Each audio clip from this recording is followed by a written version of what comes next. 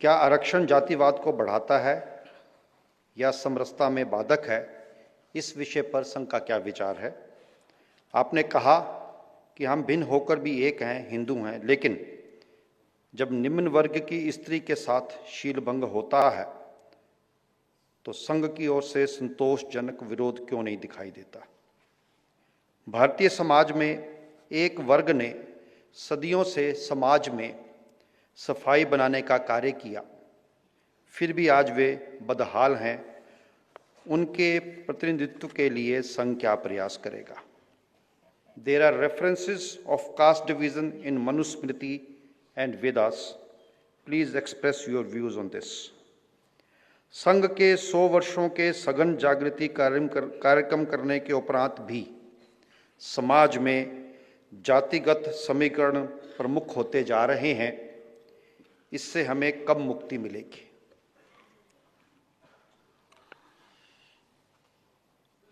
आरक्षण वगैरह वगैरह ये जो विषय है,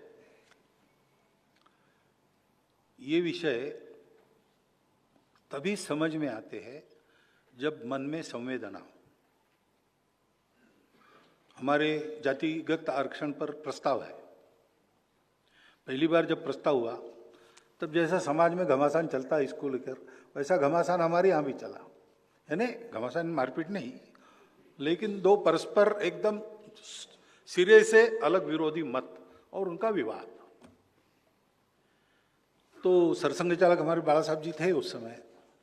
उन्होंने एक सत्र सारा सुना और फिर उन्होंने कहा कि देखो, 1000 वर्षों से इस जातिगत भेद का दंश जिन्होंने झेला है, उनके परिवार में अपना जन्म हुआ है, ऐसी कल्पना करके सोचो और अगले सत्र में बोलो। अगले सत्र में आरक्षण के समर्थन का प्रस्ताव सर्वसहमति से पारित हो गया। ये संवेदना का प्रश्न है। इसमें जमा खर्च, किसको कितना लाभ, तर्क करेंगे आप, तर्क से इसका हल नहीं है। अन्याय हुआ, परिमार्जन होना चाहिए, ये भी एक तर्क है। अन्याय जिन्होंने किया वो तो चले गए, आज तो हम इसको मानते नहीं, हमको क्यों तकलीफ, अब ये भी एक तर्क है। दोनों तर्कों में दम है। इसका क्या, इसका हल ये नहीं है। दीनदयाल जी उपाध्याय ने बताया कि भाई खड्डे में कोई गिरा है और उसको ऊपर निकालना है, तो जो खड्डे में गिरा है वो हाथ ऊपर करेगा, अपने पंजों पर खड़ा रह के ऊंचा होने का प्रयास करेगा, और ऊपर जो है वो नीचे झुक के उसको हाथ देगा, तभी होगा। इसकी आवश्यकता है। ये जो बाहर से वाद विवाद चलते सारे इन विषयों के बारे में, उसमें तर्क चलता है। लेकिन मैं कहता हूं, मैं सार्वजनिक रूप से कहता हूं, युवकों से बात करते हुए करता हूं कि भाई अगर 1000 वर्ष हमारे लोगों ने ये झेला है, वो हमारे लोग हैं, उनको ऊपर लाने के लिए अगर 200 वर्ष हमने झेला तो क्या फर्क पड़ेगा? अपने लोगों के लिए कुछ छोड़ना होता है भाई, यही धर्म है ना। परसों धर्म की इसमें उदाहरण दिया मैंने, शिबी राणा ने अपना मांस काट के दिया, तो हम कुछ छोड़ेंगे तब हमारे सब लोगों को मिलेगा, तो इसलिए करो, कुछ बात नहीं, होगा थोड़ा नुकसान। ये जब तक भावना नहीं आती तब इस बात को समझ नहीं सकते। संविधान सम्मत जितना आरक्षण है उसको संघ का पहले से समर्थन है, सदा रहेगा। और जब तक उस आरक्षण के लाभार्थियों को लिए लगता नहीं कि इसकी आवश्यकता नहीं भाई है, वो समाज भेद समाप्त हो गया, अब हम अपने बलबूते खड़े रहेंगे, ये दूसरे किसी को दो, ऐसा जब तक उनको लगता नहीं, हम उसके समर्थन में रहेंगे। ये मैं कई बार बोल चुका हूं, ये संघ की भूमिका पहले से है। अब